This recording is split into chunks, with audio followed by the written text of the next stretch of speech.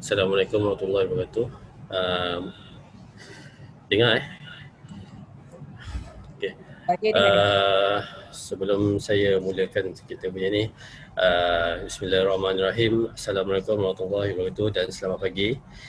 Terima kasih kepada pihak Green Tech Malaysia, KASA kerana menjemput pihak MDHS untuk berkongsi inisiatif dan juga pelaksanaan Bandar Kebun di peringkat Majlis Daerah Hulu Selangor. Okay, next. Okay, sebelum saya pergi kepada kita punya pelaksanaan Bandar Rendah Karbon di peringkat PBT Majlis Daerah Hulu Selangor, suka saya nak bercerita sikit tentang latar belakang daerah Hulu Selangor. Mungkin ada rakan-rakan di PBT dan juga agensi yang tak tahu kat mana Hulu Selangor, sebab Hulu Selangor ni dia tak ada bandar. Cuma dia adalah satu daerah lah. Cuma bandar dia adalah bandar Kuala Baru dan juga ada bandar-bandar lain. Nanti saya akan terangkan kemudian lah. So dari segi latar belakang daerah Hulu Selangor ni, daerah Hulu Selangor merupakan pintu masuk utama ke negeri Selangor kerana lokasinya terletak di bahagian utara. So kalau kita datang daripada bahagian utara, daripada Ipoh, daripada Penang, kita akan melalui Lebuh Raya Utara Selatan, dan pintu masuk utama ke negeri Selangor adalah daerah Hulu Selangor sendirilah. Daerah Hulu Selangor ni bersepadan dengan daerah Mualim di negeri Perak di bahagian utara, daerah Bentong dan Raub Pahang di bahagian timur, bahagian selatan daerah Gombak dan daerah Kuala Selangor dan Sabak Benam di bahagian barat.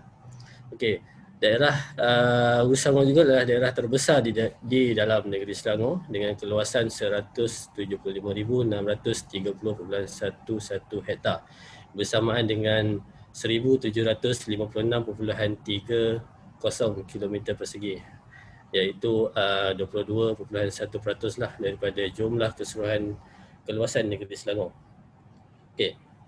Seperti dimaklumkan oleh Town Planner Dr. Alias tadi, Kuala Baru sebagai bandar terancam pertama di Malaysia dan juga bandar taman pertama di Asia yang dibangunkan pada tahun 1925.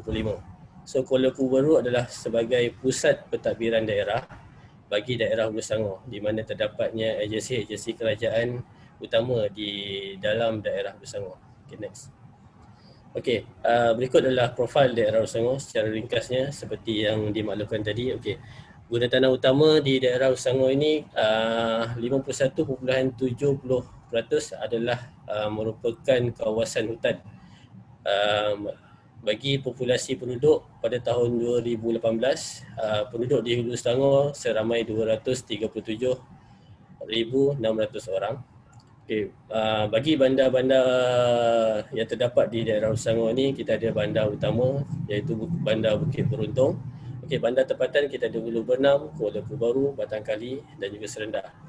So di daerah Hulu Selangor ni kita ada 13 mukim, start daripada mukim Hulu Bernam sehinggalah mukim Serendah. So kalau di bahagian selatan sepadan adalah di mukim Serendah. Antara akses utama ke daerah Hulu Selangor ni, kita boleh melalui Jalan Persatuan 1, boleh melalui Lebuh Raya Plus dan juga melalui kereta api berkembang lah. So kita ada 4 stesen di daerah Hulu Selangor. Next. So berikut adalah zon guna tanah. Kalau kita tengok dari segi zon guna tanah dalam draft rancangan tempatan daerah Hulu Selangor pergantian 2035, sebahagian ataupun 50% daripada keluasan Hulu Selangor ni merupakan kawasan hutan, yang mana kita masih lagi kekalkan dari segi pembangunan dia. Kita tak usik dari segi kawasan hutan simpan ni sehinggalah ke tahun 2035. So kebanyakan pembangunan tertumpu di bahagian selatan dan juga di bahagian utara lah. So kalau kita tengok dari segi bahagian timur yang warna biru itu adalah sebahagian pembangunan di Genting Highland adalah termasuk dalam kawasan daerah Hulu Selangor. Next. Seterusnya saya pergi ke topik utama kita lah. So dalam pelaksanaan Bandar Karbon ni, kita pihak Majlis Daerah Hulu Selangor sendiri memilih Kuala Baru sebagai bandar pertama di daerah Hulu Selangor ni bagi pelaksanaan program bandar rendah karbon ni.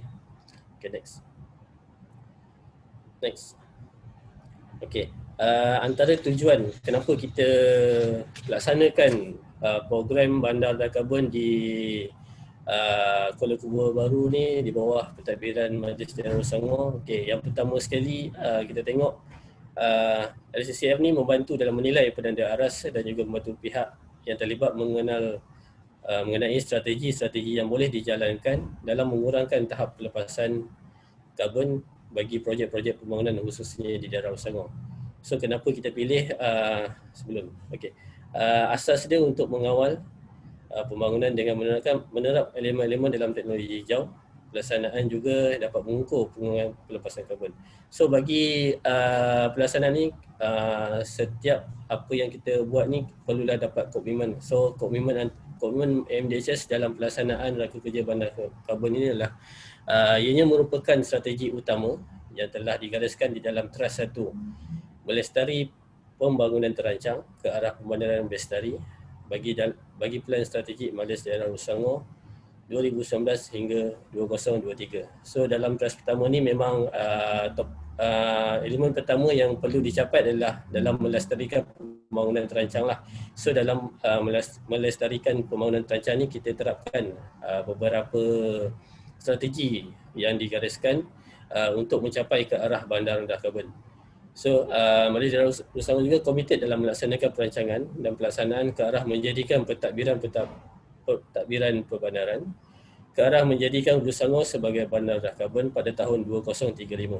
So, pelbagai inisiatif telah dirancang dan juga dirangka bagi mencapai hasrat menjadikan MDHS sebagai pihak penguasa tempatan yang menyokong hasrat kerajaan negeri dan persatuan dalam pelaksanaan pembandaran rendah karbon ini. Okay, next. So hala tuju ke arah pembandaran rendah karbon ni, sebelum kita nak buat ni dalam plan strategi itu juga kita nak capai tu kita melihat sustainable development goal, ya ada 17 goal tu. So untuk mencapai tu kita wujudkan beberapa inisiatif lah bagi menjadikan Hulu Selangor ni ke arah bandar rendah karbon 2035. Okay, next. So dalam pelaksanaan LCCF di peringkat MDHS, jawatankuasa yang telah ditubuhkan ni terdiri daripada beberapa peringkat. Okay, yang pertama dari segi peringkat pengurusan tertinggi, so yang melibatkan pengurusi oleh Tuan Dr. Muhammad Azhar Haji Muhammad Ali, iaitu selaku Yang di-Pertua MDHS, dan seterusnya timbalan pengurusi Tuan Awaluddin bin Zakaria, timbalan Yang di-Pertua MDHS. So dari segi urus dia, jawatan perancang sendiri iaitu pengarah perancang bandar Puan Azina binti Mokhtar. Seterusnya peringkat pertengahan iaitu ahli jawatankuasa yang melibatkan pengarah, ketua jabatan dan bahagian di dalam MDHS seramai 18 orang. So seterusnya jawatankuasa ini juga terlibat dalam pelantikan pasukan kerja LCC, di mana di Majlis Daerah Selangor kita jenamakan sebagai pasukan kerja LCC ini sebagai ikon hijau yang melibatkan seramai 24 orang. So 24 orang ni adalah terdiri daripada beberapa wakil dalam jabatan dan juga bahagian di Majlis Daerah Selangor lah. So kita bukan kita buat ni hanya fokus kepada jawatan perancang saja. Kita melibatkan semua jabatan-jabatan yang ada di dalam Majlis Daerah Selangor. Next. Okay. Dari segi latar belakang kawasan projek dalam pemilihan bandar rendah karbon di Majlis Daerah Selangor ini. Okay, pemilihan kawasan bagi penentuan lokasi bandar rendah karbon Majlis Daerah Selangor adalah melibatkan kawasan seluas 131.60 hektar, iaitu di Bandar Kuala Kubur Baru yang terletak di dalam blok perancangan kecil 2.1 Kuala Kubur Baru. Yang ini dalam kalau tengok dalam rancangan tempatan daerah, so dia terletak dalam BPK 2.1 lah. So Bandar Kuala Kubur Baru juga merupakan pusat pentadbiran bagi daerah Hulu Selangor, di mana terletaknya agensi kerajaan yang utama di daerah Selangor lah. Okay, sempadan kawasan yang dipilih bagi zon rendah karbon untuk fasa permulaan ini adalah di dalam kawasan tumpuan. Okey, pemilihan sepadan kawasan LCC ini menyumbang kepada 0.07% daripada keluasan keseluruhan kawasan pentadbiran MDHS yang melibatkan keseluruhan tadi 175,630.11 hektar. So kalau tengok dari segi pilihan kuasi adalah terletak di tengah-tengah lah daerah. Okey, antara kriteria pemilihan yang kita pilih kenapa Kuala Kubu Baru sebagai kawasan bandar karbon. Yang pertama, kalau tengok dari segi penekanan terhadap pengukuhan kriteria warisan di Bandar Kuala Kubu sebagai warisan bandar taman Garden City dengan penerapan bandar pintar Smart City.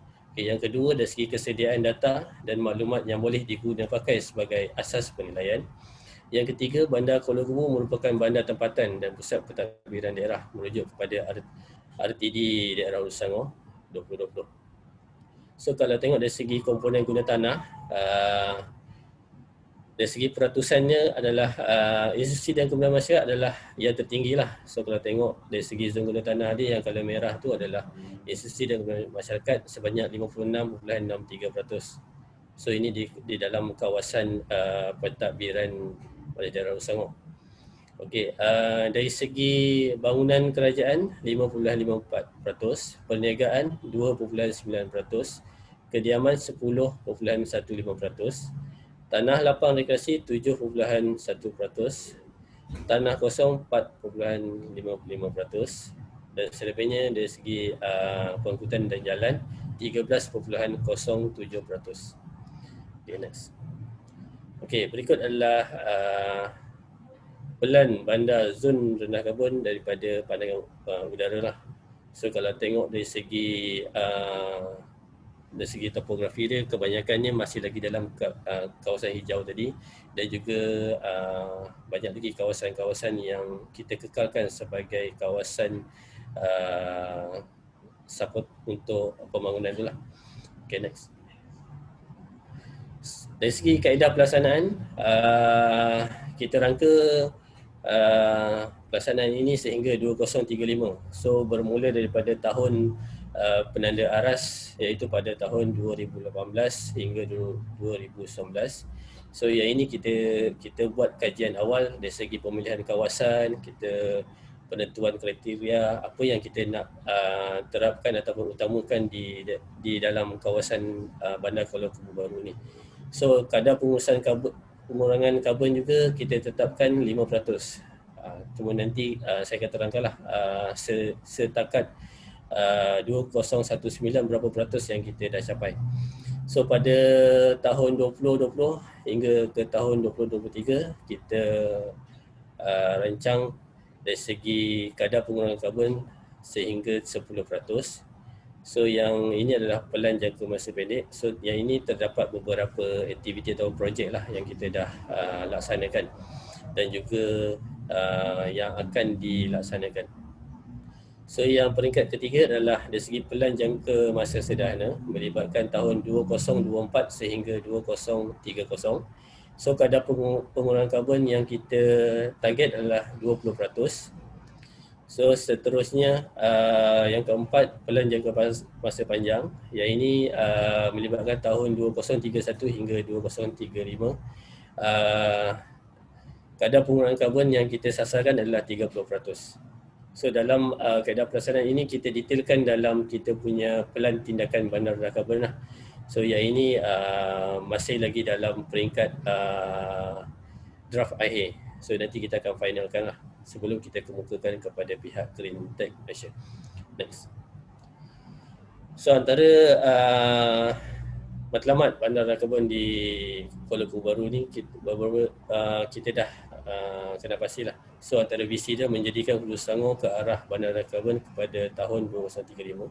So misi kita adalah menjadikan Hulu Selangor bandar rendah karbon yang mampan, selesa didiami dengan mengaplikasi teknologi hijau dan meningkatkan kesedaran penduduk setempat di dalam daerah Hulu Selangor bagi memastikan persekitaran yang sihat, kualiti hidup yang baik dalam mencapai pengurangan pelepasan karbon sebanyak 40% pada tahun 2035. So antara strategi yang kita yang kita pilih itu dari segi takbir urus, mencapai pengurangan pelepasan karbon sehingga sebanyak 40%. So dari segi tenaga pula menjadikan Daerah Selangor sebagai bandar cekap tenaga. So elemen sisa ni menjadikan kadar pengurangan penghasilan karbon daripada sisa sebanyak 10%. So dari segi strategi air pula memastikan pengurangan penggunaan air terawat dapat dikurangkan. So yang seterusnya adalah dari segi persediaan memelihara keselesaan dan kemudahan riadah untuk penduduk Kuala Lumpur Baru dengan matlamat melahirkan masyarakat yang sihat. Okay, next. So beberapa objektif yang kita kena pasti, yang pertama sekali adalah mengenal pasti kawasan dan sempadan bagi pelaksanaan bandar karbon. Yang ini kita dah dapat capai. Yang kedua, mengumpul dan menganalisa data sedia ada bagi menentukan penanda aras bagi kawasan projek. Yang ini juga kita dah capai dari segi bilangan stakeholder yang terlibat dan juga data yang sebagai penanda aras untuk tahun 2018.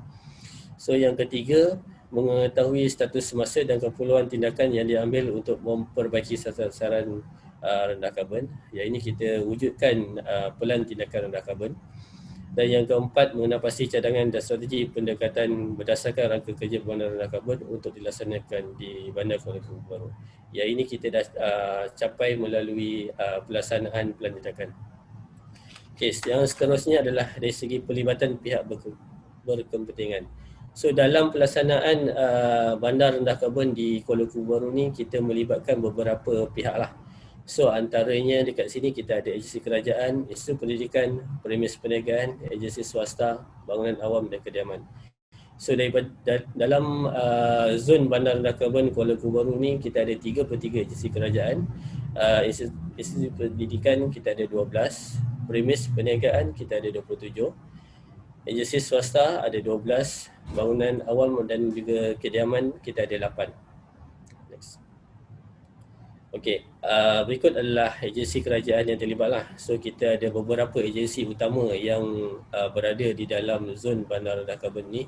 So termasuklah anak syarikat oleh kerajaan negeri juga. Okey, next.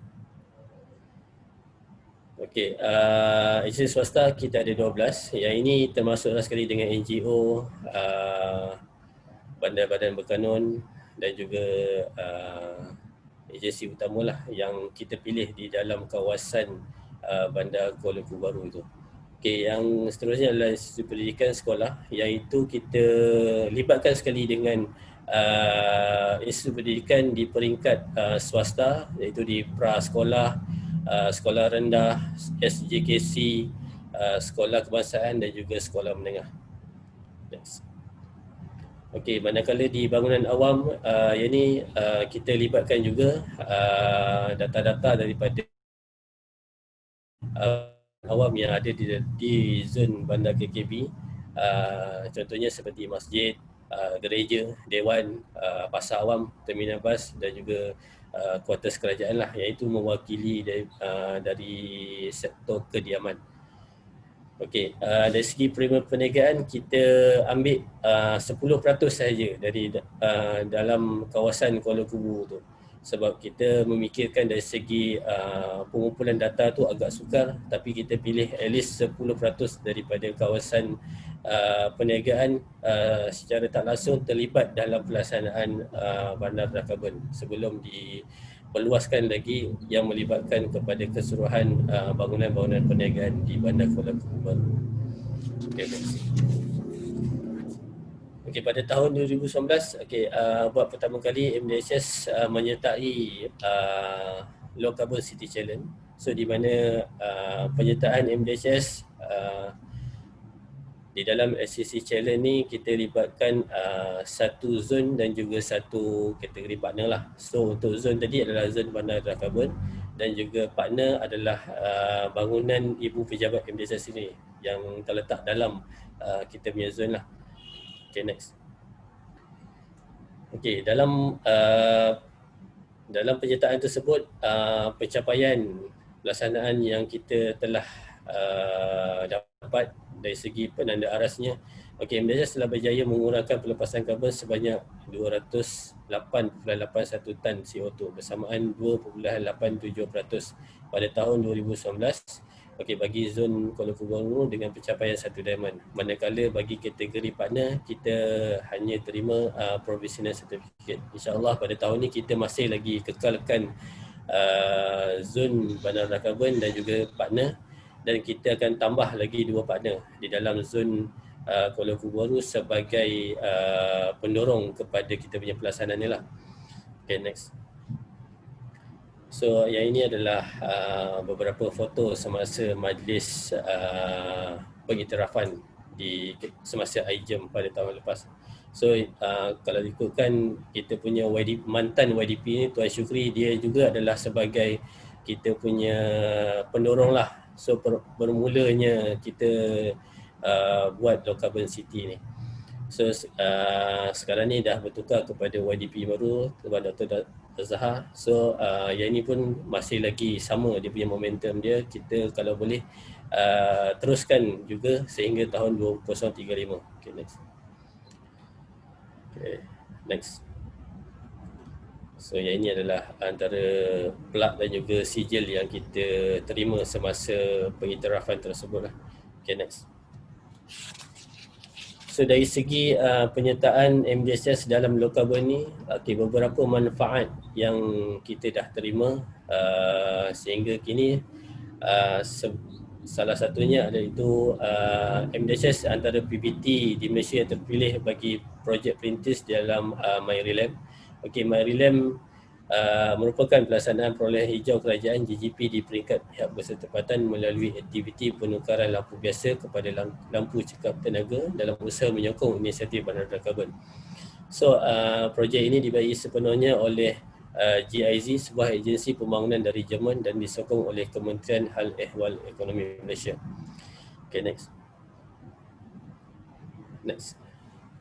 Okay, beberapa foto lah yang saya boleh kongsikan. Yang pertama sekali dari segi majlis pertukaran MOU, yang ini semasa pihak MDHS terpilih antara 4 agensi, 4 PBT di Malaysia sebagai projek perintis untuk MyReLab.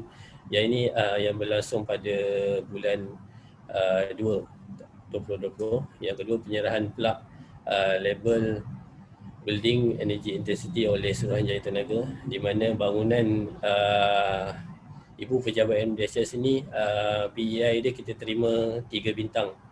Yang ini kira pencapaian yang terkini lah yang kita terima. Yang seterusnya bengkel projek MyReLab, yang ini kita dah beberapa sesi kita dah join. Next. Okey, dalam projek MyReLab ni juga beberapa aktiviti yang telah dilaksanakan oleh pihak Greentech dan juga pihak MDHS sendiri. Antaranya Investment Grade Audit IGA, yang ini pihak Greentech datang ke pihak MDHS untuk melaksanakan grade audit. Yang kedua, dari segi penyertaan MDHS dalam Energy Manager Training Course, yang ini yang diwakili oleh pihak MDHS ramai 2 orang. Okay, next. Okay, dalam MyReLab juga antara program lain, yang ini dari segi pemeriksaan sistem lampu bangunan dan juga lampu jalan. Yang ini dilaksanakan oleh tim energi dari MDHS dan juga pihak Greentech Malaysia. Okay, next. Okay, sebelum MDHS terima award tadi, beberapa pelaksanaan yang kita dah laksanakan dalam pelaksanaan bandar rendah karbon ni lah. So antaranya kita dah laksanakan bengkel pelaksanaan LCCF di peringkat pengurusan tertinggi dan juga pengarah serta pasukan kerja. Sebelum kita nak laksanakan ni, kita wawarkan dulu kepada pihak pengurusan tertinggi dan juga pihak pengarah-pengarah jabatan sebagai sokongan sebelum kita nak melaksanakan lah. So kalau tak, nanti pasukan kerja saya sukar untuk melaksanakan program tersebut. So yang kedua, kita dah laksanakan sesi town hall bersama stakeholder. Stakeholder ni adalah agensi-agensi yang terlibat di dalam bandar Kuala Lumpur Baru tadi lah, seramai 91 sebanyak 91 agensi yang terlibat.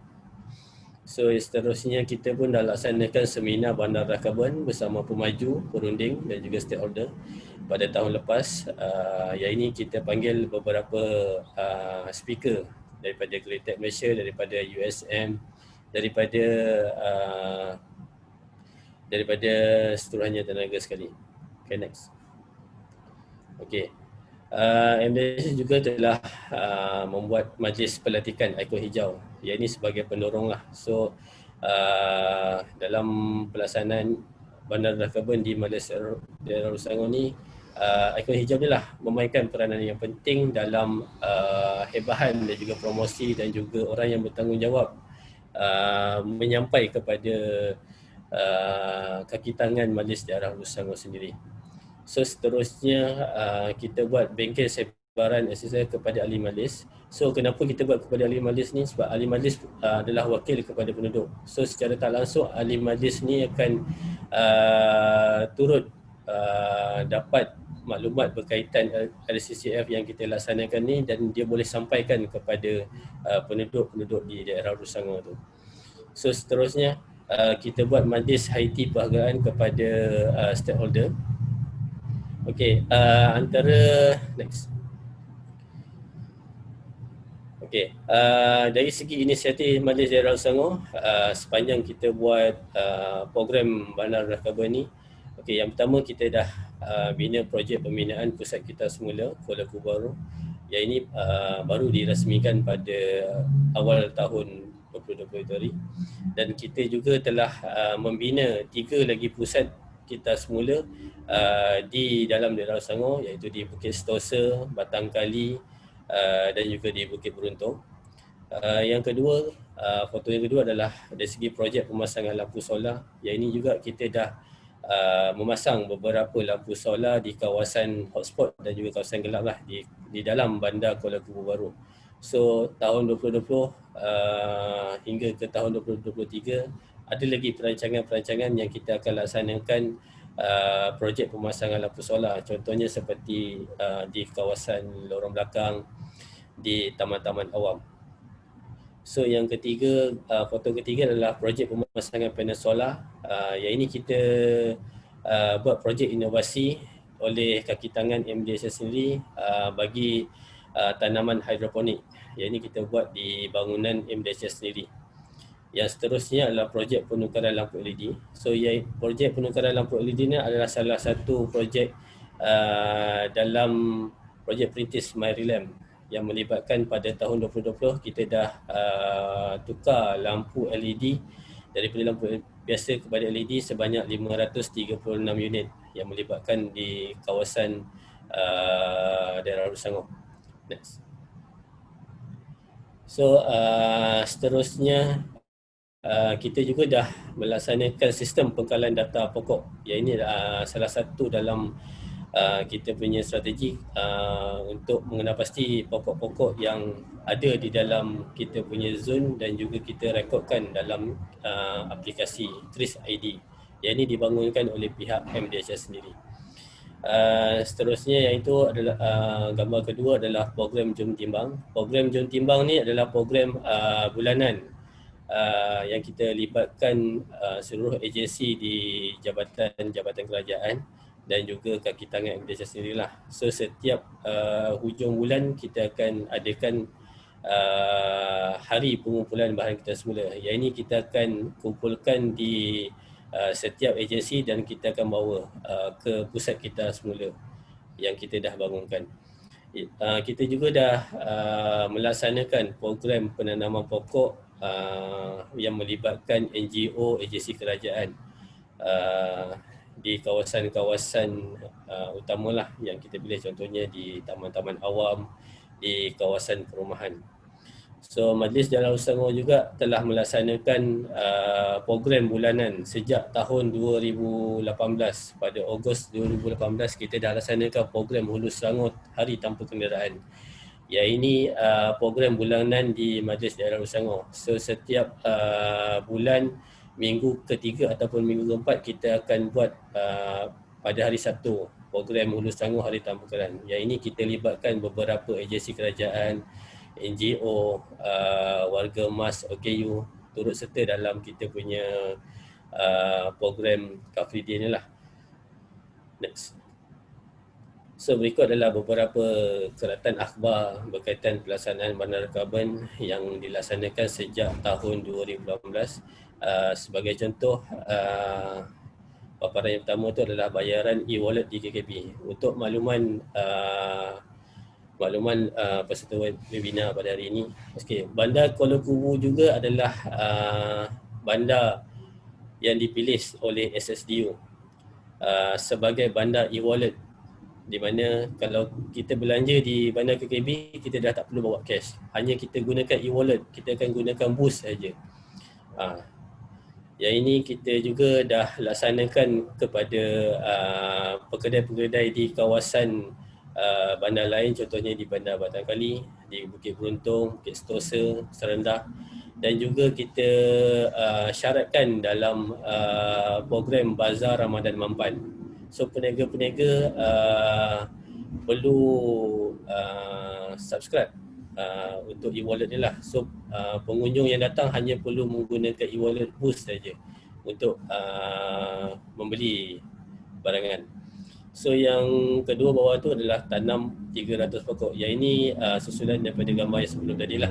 So kita juga telah melaksanakan program tanam pokok yang melibatkan penduduk di kawasan Kuala Kubu Baru. Kita tanam ni dekat kawasan-kawasan perumahan dan juga kawasan Taman Millennium. So gambar 3, kayu basikal Hari Tamu Kenalan. Yang ini kita akhbar yang pertama lah, Harian Metro pada tahun 2018 yang kita laksanakan Hari Tanpa Kenderaan Car Free Day di Bandar Kuala Kubu Baru. So seterusnya adalah akhbar daripada Sinchu Jipoh. Yang ini kalau ikutkan dia punya tulisan tu cakap MDSS terima 1 diamond, tapi gambar tu adalah gambar pengiktirafan yang kita bagi kepada pemaju dan juga NGO yang telah melaksanakan program bandar karbon dan juga pemegang taruh di dalam kawasan Kuala Kubu Baru itu sendiri. Dan seterusnya itu Selangor Kini. Yang ini kita, foto daripada program tersebut, antaranya adalah pemaju-pemaju yang kita dah bagi anugerah lah dalam pelaksanaan anugerah inisiatif hijau di kawasan Hulu Selangor. Okey, dari segi foto-foto yang saya terangkan tadi, beberapa inisiatif yang ini saya ringkaskan lah. Okey, dari segi inisiatif yang pelaksanaan tersebut, kita dah buat pelantikan untuk duta hijau, iaitu kita jenamakan sebagai Eco Hijau. Okey, kita dah laksanakan kempen penjimatan elektrik dan air, program Jom Timbang, amalan kita semula barangan, penggunaan lampu LED, okey, pembayaran atas talian e-dompet, program penjimatan kertas, pemasangan sistem SPAH, kebun komuniti. So kebun komuniti ni kita libatkan penduduk-penduduk di sekitar daerah Hulu Selangor yang melibatkan persatuan penduduk di taman-taman perumahan. Kita jenamakan program ini adalah program Indah Persekitaran. Yang ini masih lagi berjalan sehingga bulan 10 ni lah. So pelaksanaan tu akan kita nilai pada bulan 11 dan juga penganugerahan dia pada bulan 12. So seterusnya adalah program Hulu Selangor Hari Tanpa Kenderaan. Okay, next. So dari segi kesimpulan yang saya dapat simpulkan lah dari segi pelaksanaan ini, okay, SSCM ini memerlukan kerjasama berbagai pihak yang meliputi agensi kerajaan, syarikat-syarikat swasta, NGO, pemilik bangunan premis serta penduduk kawasan yang terlibat. Okey, program SSCM ini adalah selaras dengan hasrat oleh kerajaan bagi menetapkan sasaran dalam mengurangkan kadar pelepasan karbon di Malaysia. Okey, ia juga selaras dengan komitmen kerajaan Malaysia dan kerajaan Negeri Selangor untuk mengurangkan kadar pelepasan intensiti karbon sebanyak 45% menjelang 2030. Okey, oleh yang demikian, MDHS mengorak langkah ke hadapan dengan menyahut saranan ini bersama-sama menyokong usaha ke arah bandar karbon. Komitmen ini diharap berterusan dan berjaya menjadikan bandar Kuala Kubu Baru sebagai salah satu penyumbang kepada kadar pelepasan intensiti karbon yang terkawal di Malaysia. Okay, next. Okey, setakat itu saja saya punya pembentangan lah yang dapat dikongsikan dalam pelaksanaan program Bandar Karbon di Majlis Darul Selangor. So wabillahi taufiq wal hidayah. Wassalamualaikum warahmatullahi wabarakatuh. Sekian, terima kasih.